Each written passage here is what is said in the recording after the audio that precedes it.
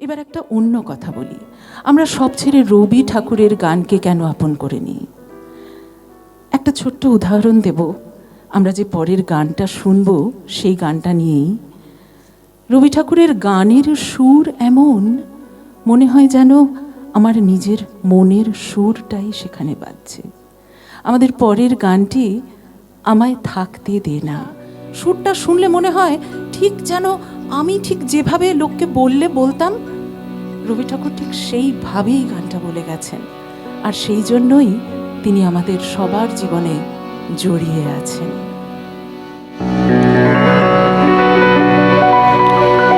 আমায় থাকতে দে, আমায় থাকতে দে না, আপন মনে আমায় থাকতে দে, আমায় থাকতে দে না, সেই চরণে পরশখানি মনে পড়ে,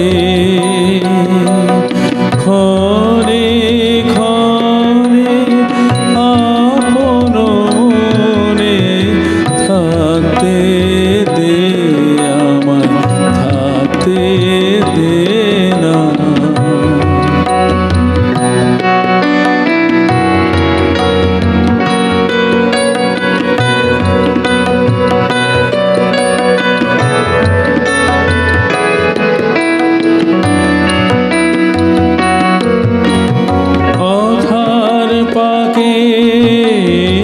কাজের ঘরে ভুলিয়ে রাখে কে আর মোরে, কথার পাকে কাজের ঘরে ভুলিয়ে রাখে কে আর মোরে, তার স্মরণে বরণ মালা গাঁথি বসে,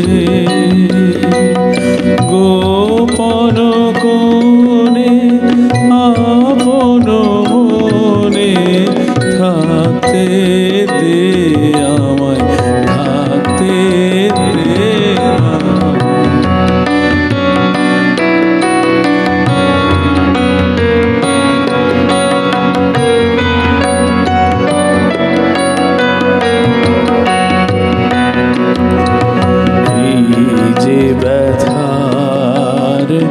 রতন খানি আমার বুকে দিল আনি, এই যে ব্যথার রতন খানি আমার বুকে দিল আনি, এই যে ব্যথার রতন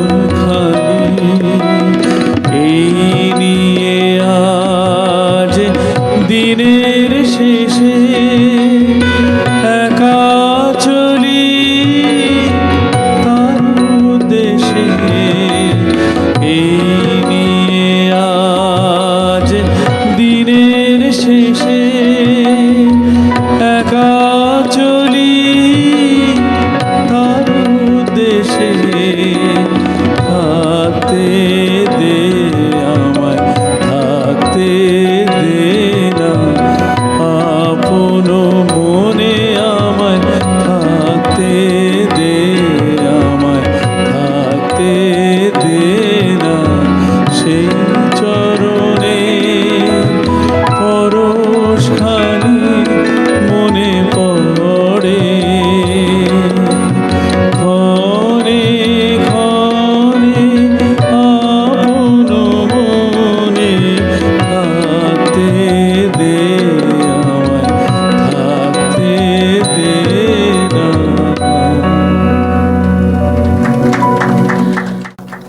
আমরা আজ নানাভাবে নানা ভাবনায় আমাদের জীবনচিত্রে রবীন্দ্রনাথকে তুলে ধরার চেষ্টা করছি।